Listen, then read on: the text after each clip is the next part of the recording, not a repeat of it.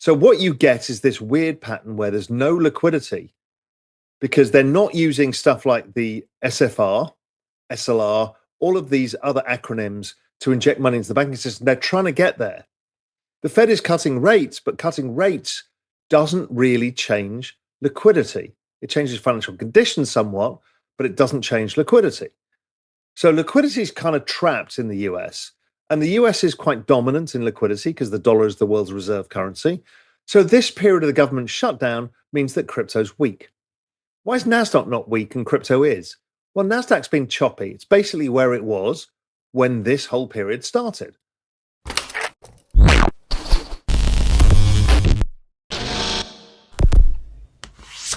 Hey guys, welcome to Everyday Finance. The aftermath of the recent cryptocurrency flash crash is broken down by Raoul Pal, along with the insights it provides about the nature of the market. As investors expect a potential reduction in interest rates from the Federal Reserve, Bitcoin has surged back into the spotlight, rising beyond $112,000 in value. Confidence has returned, and investors are once again looking to higher levels as a result of the rally that occurred on Friday, which was prompted by data showing a decrease in inflation. The major zones that analysts are pointing to as the make-or-break range are located at $112,000 and $114,000 respectively. They believe that a strong closure over this level might spark a run toward $123,000, or possibly $130,000 in the subsequent price. As a result of the presence of 4 consecutive green candles, which indicate consistent purchasing pressure, the sentiment is once again becoming decidedly optimistic. If you would just remember, now the problem with this one, it's not the pink GMI one. So if you see this, just make sure that it's our chart because I've not seen this one. Everyone's using like a 90-day one or a 60-day one. This is the one, I think. What we've got is a slight divergence against, I don't think you can see my mouse, but there's a slight divergence versus that chart. And that doesn't look anything on the chart. I mean, it's noisy, right? Nothing fits perfectly. Keep trying to say this 1,000 times, and everyone goes, "Oh, why did that chart break?" It's like, morons. Please listen. You're not serious people. So what it suggests to me is we have catch up to do, and that goes into the end of the year.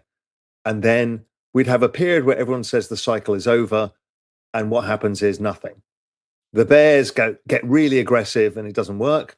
The bulls get miserable and start questioning their own lives and whether they fucked this whole thing up, and nothing happens.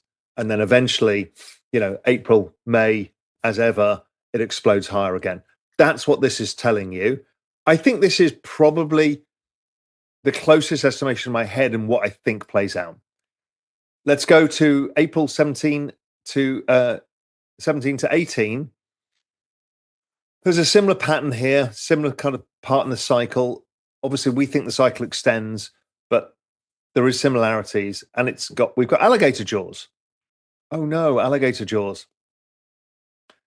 What normally the alligator jaws will do is Bitcoin should be at about 140,000 now, but it's not. So it's diverged a bit.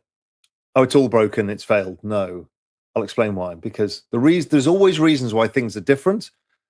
Here's Bitcoin 2020 versus 2021. This seems like it's the right point in the cycle versus the previous chart, which was the final year of the cycle. This is the prior year of the cycle.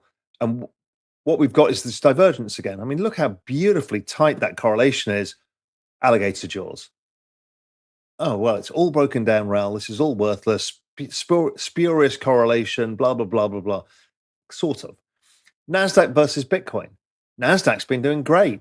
I've seen all of you kind of paper-handed ninnies all going, well, I'm just going to trade tech stocks now. And what's hilarious is the amount of people from crypto have gone, well, it's gold. I'm going to buy gold instead. It's all the same trade, leads and lags. But everything divided by Bitcoin is down 99.9% over time. Just remember that when you're switching around. Tech stocks, I love. Great opportunities. NASDAQ's been stronger than Bitcoin. What gives? Aren't they supposed to be all driven by the same liquidity factor? Well, what gives is, here's the liquidity factor, global M2 and NASDAQ. I'd rather use total global liquidity, but this is a weekly chart, so it makes it easier. Basically, 97.5% of all of NASDAQ is explained by the one variable, the most powerful macro variable on earth, liquidity. And this is a proxy for total global liquidity. In Bitcoin, it's 90%. But occasionally, look at this in the NASDAQ. Do you remember when we came out and said, you need to buy the NASDAQ, it's well overshot versus liquidity? Guess what happened? The alligator jaws shut. We saw the alligator jaws the opposite way around here. It works because it's 97% of everything that happens to the NASDAQ is the one variable. So why is this going on right now? Why is the NASDAQ diverging? Why is Bitcoin diverging from 2020? Why is it diverging here? Why is it diverging here? And the answer is, you haven't heard this from anybody yet, but this is, I talked to you last month in the Drinks with Raoul that the thing that is happening is the Fed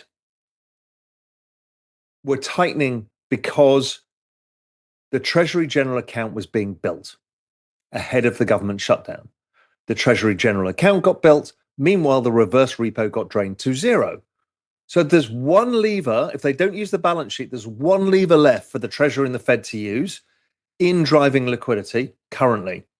And that is the Treasury General Account. That's the checking account of the Fed. And so they've been building it up, putting some cash in the system ready for this moment.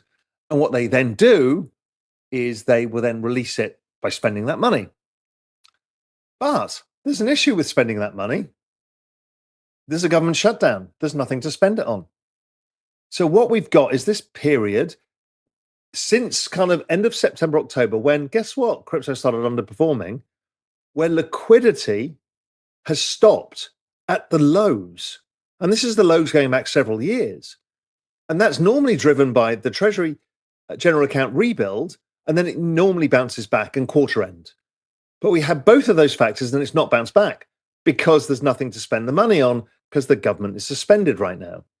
So what you get is this weird pattern where there's no liquidity because they're not using stuff like the SFR, SLR, all of these other acronyms to inject money into the banking system. They're trying to get there. The Fed is cutting rates, but cutting rates doesn't really change liquidity. It changes financial conditions somewhat, but it doesn't change liquidity. So liquidity is kind of trapped in the US.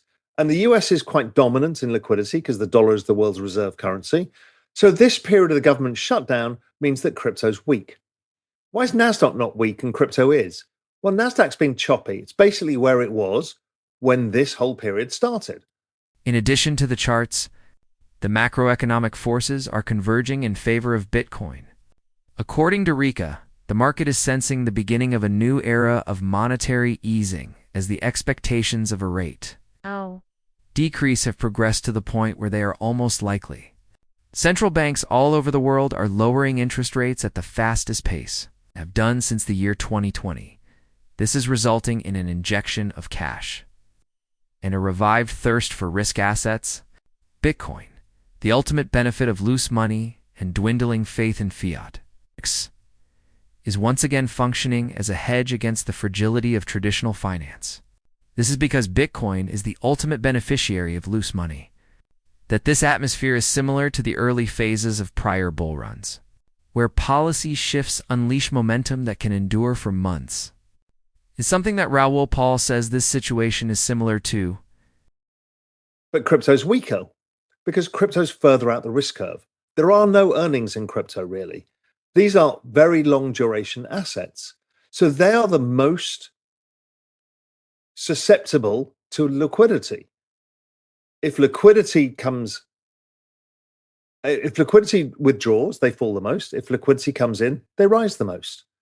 So here we are where liquidity is being withdrawn or withheld, not really withdrawn. They're not trying to do that. They have no choice.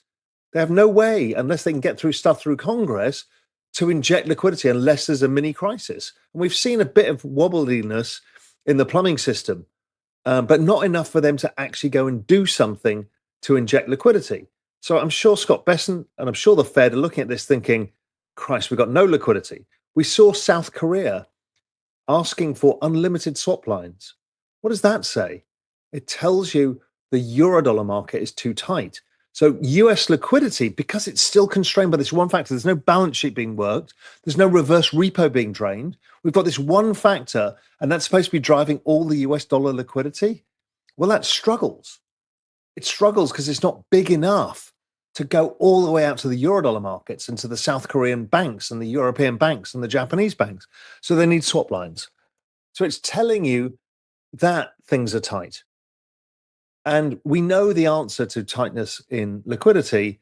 It is the opposite. It is more cowbell. So as more cowbell comes in, things snap back. And that's where we are. We're at this kind of super mini version of 2019 where the Fed pivoted and everything had to change because of this liquidity issue. And this liquidity issue is what's driving stuff now. So I hope I've explained it to you. The government shutdown, yes, there's a couple of guys talking about it ending this week. The prediction markets are like mid-November. So let's think this could go on a little longer than expected. And in which case, liquidity is not coming into the system unless the Chinese really push further, or somebody else, the Europeans, the Japanese, or one of the other large economies, the Canadians or the Aussies or the Brits do something. But really, we need everybody in concert, or at least not fighting it. And the Fed are kind of drawing down liquidity. And that is the reason why we saw this. The year-on-year global liquidity is being driven by the Fed here, pulling back a bit in liquidity, not from their desire, but their constraints of having no reverse repo. And so they have to figure out how to inject liquidity because they want this number, the ISM, to go up, because the ISM going up wins them votes. And remember, next year is a voting year. When we go back to another voting year, 2016, 2018, what we got was global M2 growing nicely, and this global M2 today doing the same kind of thing. So again, contextually, everything is good. Okay, bit more interestingly, into markets itself, Bollinger Bands. Bollinger Bands kind of tell you how much volatility there is within the market. And sorry, little snack. I do love those peanuts. And we are at the third lowest, second lowest bandwidth of Bollinger Bands in history of Bitcoin. Okay, so it's interesting. And interestingly, it reverses soon after. And interestingly, it always produces higher prices. And we pointed this out the last two times it happened. And the last two times it happened, it went up 107%, 206 days later. So whatever that is, 9 months. And it went up 125% 9 months later then, even though it had been much higher than that. And then back in 2016, which is like a similar period to now, it was up 189%, and it had been up over 200%. So the point being, these compressed Bollinger Bands, John Bollinger, I think, was on X talking about this, is like, these are an opportunity. Seasonality. We're at a really good point in the seasonality chart. And you would imagine that we are now diverging from this because of the, repeat after me, the Treasury General Account and the government shutdown. Once that comes back in, we start climbing the curve to the end of the year. Does it start in November and we play catch up? Either way, we should have a back end of the year that's very strong. And in the end, he'll have forgotten all about this shit, much like we told you in April 2024, September 24, April 25. I mean, it's all the same shit. You forget about it after a while. Russell 2000. Think of Russell 2000 as, remember I mentioned it before, a reflection of the business cycle and highly correlated to alts. Alts, Russell 2000, you are around this level here. And you generally have a bit of weakness. November, up only into the end of the year. That is so common that I remember hedge funds trading this back when I was back in NatWest. So we're talking 95, 94. There was a hedge fund, Everest Capital, based out of Florida. Every year, trader would come on and quote huge size, these call spreads where he sold puts in the indices. um, because in the last couple of months of the year, because he figured out this pattern. Most people weren't really looking at it, and it worked 60-70% of the time. It was a great fucking trade, and he did it every single year I knew him. And here's the trade. That's the seasonality. In the meantime, Robert Kiyosaki, the author of Rich Dad, Poor Dad, has recently made a statement that has caused a stir. Ethereum might be the next Bitcoin moment. ETH is currently trading close to $4,000. He feels that it has the same potential as Bitcoin once did at that price. He believes that it presents an opportunity for wealth development for people who are able to see outside the traditional financial system.